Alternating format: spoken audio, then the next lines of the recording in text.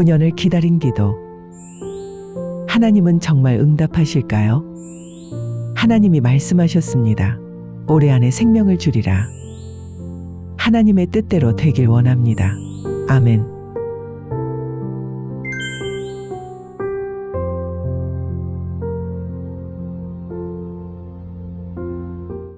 저희 교회에 오랜 기간 아이가 없어 여러 가지 의료적인 시도를 해봤지만 아이가 생기지 않는 안수시살인 가정이 있습니다.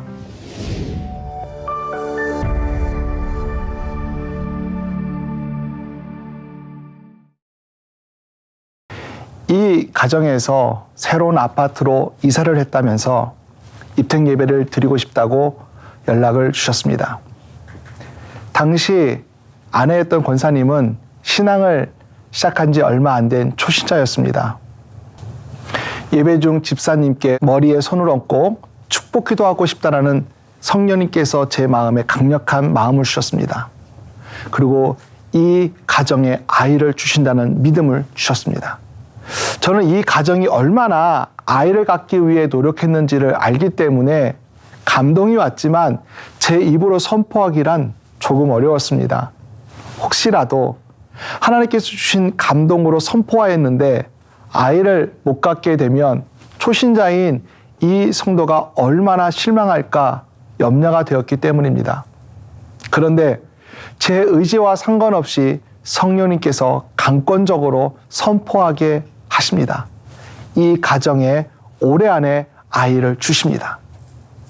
제 의지와 상관없이 선포케 하시는 성령님과 이 선포에 그 당시 초신자인 성도님이 간절히 아멘으로 기도를 받는 것을 보고 하나님께서 이 가정에 자녀를 주시겠다. 하나님이 일하시겠다는 확신이 들었습니다. 이때가 3월쯤이었습니다. 한 달이 지나고 2달이 지나고 여름이 가고 가을이 가고 이제 겨울이 지나면 한 해가 훌쩍 넘어가는데 아이 소식이 없습니다. 저는 기도할 때마다 주님, 저 초신자가 아멘했습니다. 저 가정에 자녀를 주시옵소서. 언젠간 주실 줄로 믿지만 주님이 올해 안에 주신다고 제 마음에 감동을 주셨으니 저는 그대로 될 줄 믿습니다. 그러나 나의 원대로 마옵시고 하나님의 뜻대로 하여 주시옵소서. 기도하던 중 그 해를 넘겨버렸습니다. 해가 넘어가 구정을 앞두고 이 부부가 저에게 상담 요청을 합니다. 저는 하나님께 기도했습니다. 하나님, 이 가정을 어떻게 위로해야 됩니까? 무거운 마음과 근심 어린 얼굴빛을 가다듬고 목양실로 들어오라고 했습니다. 그런데 들어오자마자 아내 집사님이 하염없이 눈물만 흘립니다. 저는 아무것도 말할 수가 없었습니다. 그저 기다릴 뿐이었습니다. 그렇게 10분이 흘렀습니다. 마음을 가다듬고 집사님이 한마디 합니다. 목사님, 저 임신했어요. 얼마나 감격한지 눈에서 눈물이 왈칵 쏟아져 나옵니다. 그리고 제가 하나님께 하소연을 했습니다. 하나님, 올해 안에 주신다고 그렇게 강력하게 선포하라고 떠미시더니 구정이면 구정이라고 말씀이라도 해주시지 그러셨어요.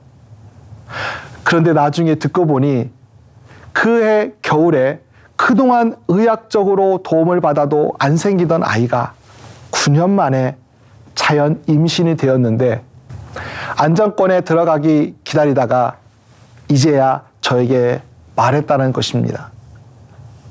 하나님께서는 9년이라는 기나긴 기다림 속에서도 하나님을 믿고 기다린 가정, 하나님께 기도하며 묻고 하나님의 음성에 믿음으로 반응하여 아멘한 이 가정에 귀한 선물을 주셨습니다.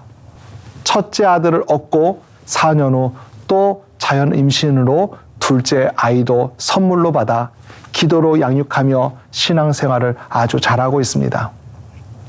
이 가정을 통해 하나님은 말씀하시고 약속하신 것은 분명하게 지켜주시며 우리에게 가장 좋은 때에 가장 좋은 하나님의 방법으로 주신다는 것을 다시 한번 깨닫게 하셨습니다.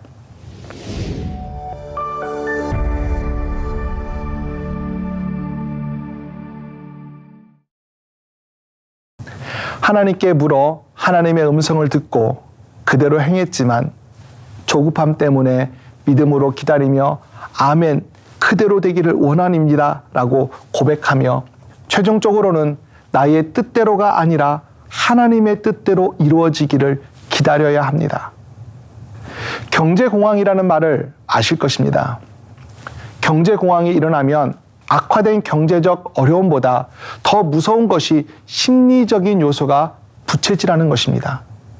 심각한 상황이 아님에도 사재기가 일어나고 은행에 있는 돈을 인출하여 더욱 큰 불안을 조장하는 것입니다.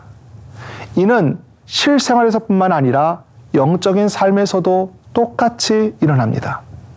간혹 우리에게 영적 공황이 찾아올 때 묻고 듣고 그 말씀대로 향하였지만 하나님의 때를 기다리지 못하고 중간에 포기해버리거나 하나님을 향한 믿음을 저버리는 안타까운 성도들을 보게 됩니다. 실제 아무 일도 일어나지 않았는데 불안한 마음에 영적 공황 상태에 이르는 것입니다. 불안해지는 것은 하나님의 때를 기다리지 못하고 잘못된 소리를 들었기 때문에 오는 것입니다.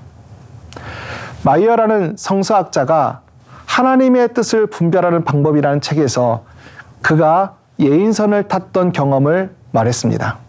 마침 예인선은 커다란 원양어선 한 척을 좁은 항구로 예인하고 있었습니다. 예인선이 잘못 인도하기라도 한다면 그 큰 원양어선이 부두에 부딪히는 큰 사고를 당하게 됩니다. 마이어는 안개 낀 밤 조마조마하게 앞뒤를 살피고 있는데 선장은 콧노래를 부르며 너무나 쉽게 어선을 항구로 인도했습니다. 마이어가 물었습니다. 선장님, 어떻게 이 좁은 길을, 그것도 앞이 잘 보이지 않는 이런 밤에 저 큰 배를 그토록 쉽게 인도하십니까? 선장님은 이렇게 말합니다. 선생님, 그건 어려운 일이 아닙니다. 저기 앞에 불빛들이 보이지요. 저기 세 개의 불빛이 일렬로 정렬이 되면 내가 올바른 길을 가고 있구나라고 생각하면 틀림이 없습니다. 만약 이 세 불빛 중 하나라도 삐뚤어지면 빨리 각도를 맞추어야 합니다. 우리가 삼위일체 하나님의 뜻에 맞추고 살아간다면 하나님께서 약속하신 복이 우리의 것이 되고 하나님의 능력이 우리의 능력이 되는 것입니다. 하나님께서는 아브람과 사레에게 아들을 주신다고 약속하셨습니다. 아브람과 사레는 자신들의 시선을 하나님께 맞추고 가면 되는 것입니다. 그런데 그들의 시선이 흐트러지기 시작했습니다. 10년이 지나도 아들을 주지 않자 사레가 조급해졌습니다. 하나님의 약속을 믿고 기다려야 하지만 결국 불안해짐으로 자신의 생각대로 행동합니다. 사레가 불안한 것은 하나님의 약속이 없어서가 아니라 사레 스스로 그 약속이 너무 더디게 이루어진다고 생각했기 때문이었습니다.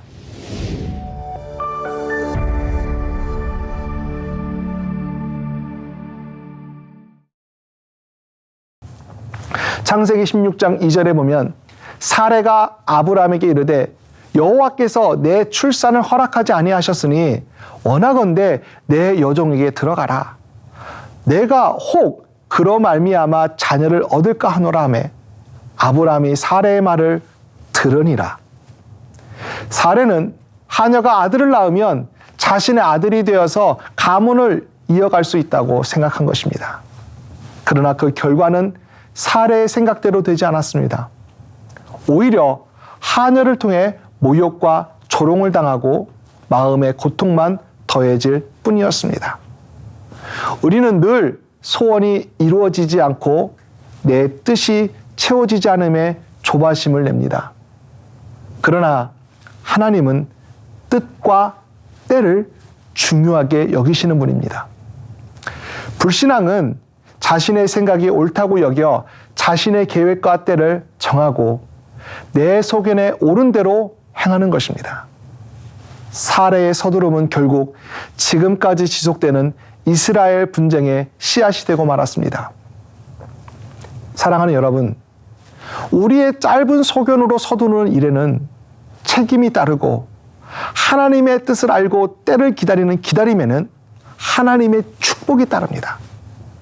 성공의 눈이 어두워지면 서두르게 되고 서두르는 사람은 유혹에 빠지기 쉽습니다. 사레가 이삭을 낳을 때까지는 하녀 하갈을 통해 아이를 낳은 후 13년이라는 시간이 더 걸렸습니다. 그때 하나님의 때였습니다. 아브라함과 사라를 통하여 아들을 주시는 것이 하나님의 뜻이었습니다. 하나님의 뜻에 아멘하고 하나님의 때를 기다린다는 것은 우리가 아무것도 하지 않고 기도만 하는 것을 말하지 않습니다. 하나님의 약속을 믿고 그 뜻대로 최선을 다하면서 행하고 하나님을 믿고 의지하며 예배하는 사람이 하나님의 때를 기다릴 수 있습니다. 요셉은 애굽의 총리가 되고자 꿈꾼 적이 없었지만 하나님의 뜻은 하나님의 때에 요셉을 애굽의 총리로 계획하셨습니다. 요셉에게 주신 꿈은 요셉도 몰랐습니다.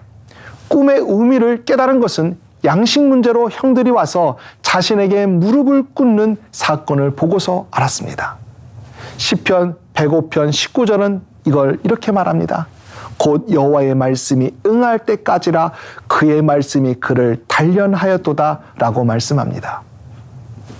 하나님의 약속과 뜻하심과 선하심과 복 주시려는 작정이 요셉을 하나님의 마음에 들 때까지 하나님의 뜻에 부합할 때까지 훈련시키신 것입니다.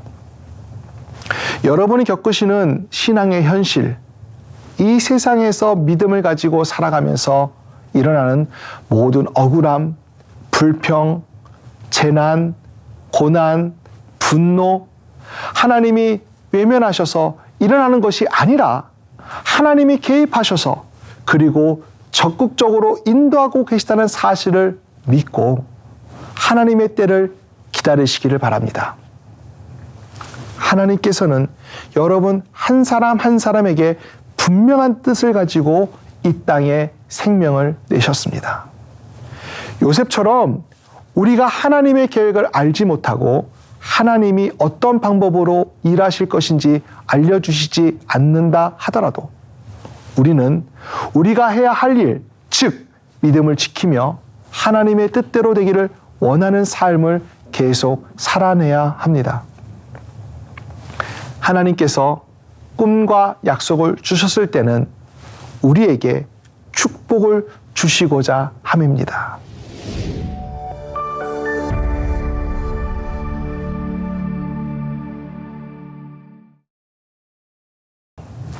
하나님의 뜻을 우리들이 순종으로 이루어 하나님께서 예비하신 복을 이 땅에서도 이루어지게 하시고자 함입니다. 하나님이 우리 속에서 이루어 가시는 그 뜻은 우리의 머리로 다 이해할 수 없습니다.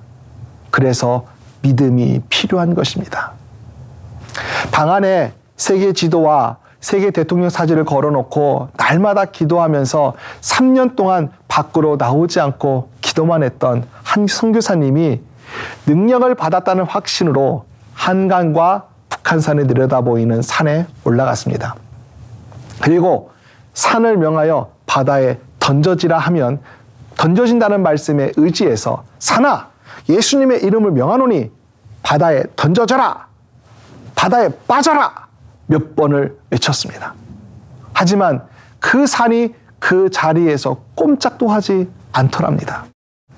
몇 번을 더 믿음을 가지고 선포했지만 꼼짝도 하지 않자 화가 나서 집으로 돌아와 엉엉 울며 하나님께 도대체 어떻게 된 것입니까? 믿음으로 하면 옮겨진다고 하는데 왜 일어나지 않는 것입니까? 따지고 기도했는데 하나님의 응답이 왔습니다. 아들아, 나는 그 산 옮기고 싶은 마음이 없다. 그때 선교사님이 3년 동안 기도로 응답받은 것은 하나님의 뜻대로 구하는 기도, 하나님의 뜻을 아는 기도가 진짜 기도라는 것을 깨달았다고 합니다. 우리 속에서 행하시는 그 뜻은 내가 좋으면 받아들이고 싫으면 버릴 수 있는 것이 아닙니다.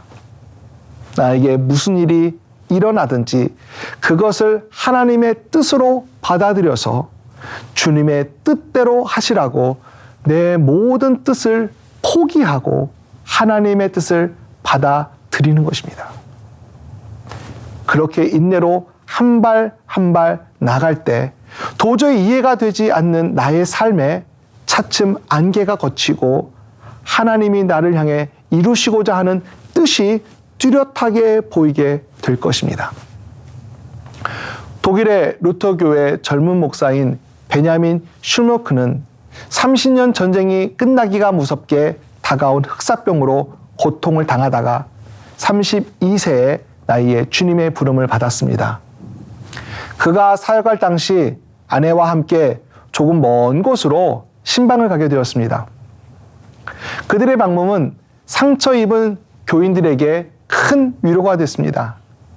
여러 곳을 신방하고 해질 무렵 집으로 돌아가는데 멀리 보이는 자신의 집에서 연기가 나는 것 같기도 하고 주변이 어수선하면서 무슨 일이 생길 것 같았습니다.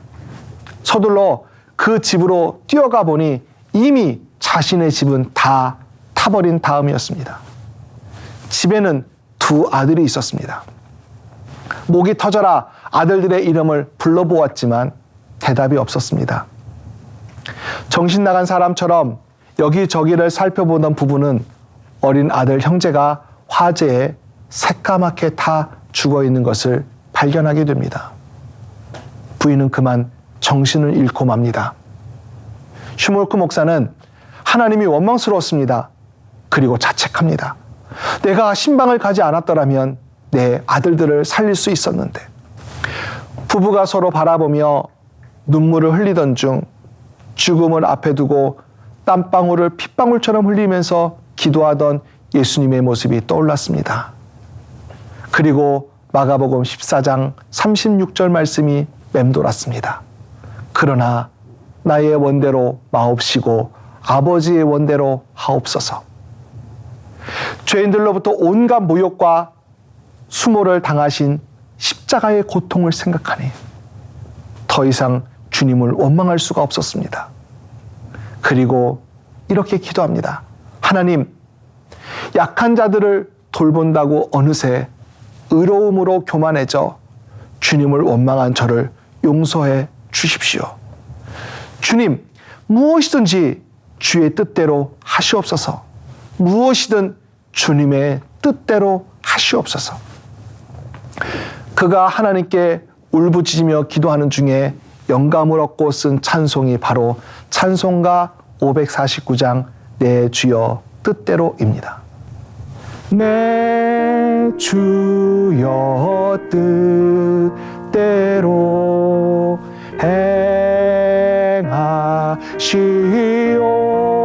행하시옵소서.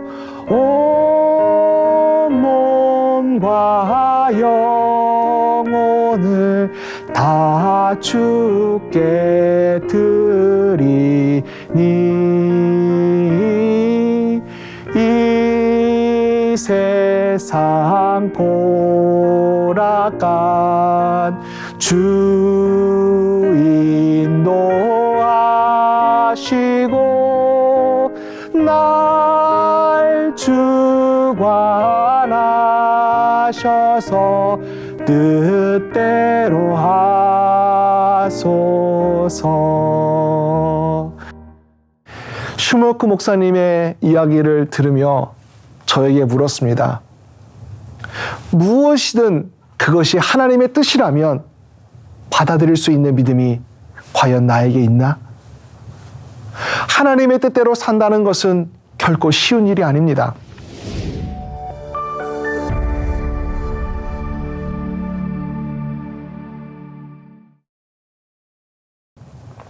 도무지 이해할 수 없는 상황을 만나기도 하고 이해를 못할 상황을 겪기도 합니다. 우리를 순금처럼 사용하실지 질그릇으로 사용하실지 모릅니다. 어느 때는 나의 의사와 상관없이 나에게 묻지도 않으시고 나를 시험하시고 훈련시키시기도 합니다. 그때 내 생각과 뜻을 하나님의 생각과 뜻에 맞추어야 합니다. 그래서 끊임없이 하나님께 묻고 듣고 행해야 합니다. 아메리칸 원앙이라는 새가 있습니다. 우리말로 나무오리라고 되어 있습니다. 우리나라에 없는 이름 그대로 아메리칸 지방에 있는 원앙새입니다. 아메리칸 원앙은 나무 위에 올라가서 새끼를 낳고 나무 위에서 먹여 키웁니다. 날개짓을 하면 땅에는 무사히 내려 앉을 만큼 자랐을 때 어미새가 땅에서 신호를 보냅니다. 뛰어내려! 퍼득거리고 날아봐! 엄마 따라와! 그때 퍼득거리고 뛰어내리는 새끼가 있고 못 들은 척 친구들하고 지잘대고 노는 새끼가 있고 먹을 것을 먹는데 여념이 없는 새끼도 있고 내려다보고 순종하지 못해서 두려워 떨고 있는 새끼도 있습니다. 그런데 아메리카 원앙은 아랑곳하지 않고 뛰어내리는 새끼만 데리고 먼 길을 떠난다고 합니다. 우리는 예수님이 가신 그 길을 아멘으로 따라가는 것입니다. 마지막에 예수님을 만나 승리를 맛보는 사람은 아멘으로 살아간 사람일 것입니다. 아멘의 의미는 옳습니다, 맞습니다, 좋습니다, 그렇게 하겠습니다 라는 뜻으로 믿음, 확신, 신뢰, 순종, 결단을 내포하고 있습니다. 하나님의 뜻대로 되기를 원합니다. 이것이 우리의 기도임과 동시에 모든 것을 받아들이는 말입니다. 또한 아멘은 그렇게 하겠다라는 약속이기도 하며 모든 것에 대한 재확인입니다. 하나님의 뜻과 말씀이 진리라는 것을 인정함과 동시에 그 내용대로 살겠다고 결단하는 것입니다. 그리고 우리가 아멘하면 하나님이 일하시기 시작할 것입니다. 결국 아멘, 끝이 아닌 새로운 시작입니다. 아멘은 죄송한 말이지만 하나님으로 일하시게 하는 것입니다. 사랑하는 여러분, 우리의 인생은 끝이 아름다워야 합니다. 요셉, 모세, 엘리야, 사무엘 같은 하나님의 사람은 아름답게 삶을 마무리했습니다. 마지막이 아름다우면 전체 인생이 아름다워집니다. 혹시 인생의 과정에 고난과 실수가 있었더라도 결말을 잘 만들면 그것조차도 아름다운 추억이 됩니다. 우리가 살아온 과정은 수없이 많은 갈등과 시련과 문제가 있었더라도 그리고 앞으로 살아가는 삶 속에서도 동일한 어려움이 되풀이 된다 하더라도 우리 인생의 마지막은 아멘으로 끝나야 합니다. 그때 우리에게 예비하신 하나님의 복이 시작되는 것입니다. 사랑하는 여러분, 하나님께 묻고 하나님의 음성을 듣고 하나님의 뜻대로 삶을 살아도 마지막에 아멘으로 끝이 나야 합니다. 내 뜻을 하나님의 뜻에 맞추고 살든지 죽든지 뜻대로 하소서라는 찬송가의 가사처럼 하나님의 뜻대로 되길 원합니다. 아멘하고 기다리며 힘들어도 한 발 한 발 믿음으로 걷다 보면 로마서 8장 28절에 약속하신 대로 하나님을 사랑하는 자 곧 그의 뜻대로 부르심을 입은 자들에게는 모든 것이 합력하여 선을 이루느니라의 복을 누리게 될 것입니다.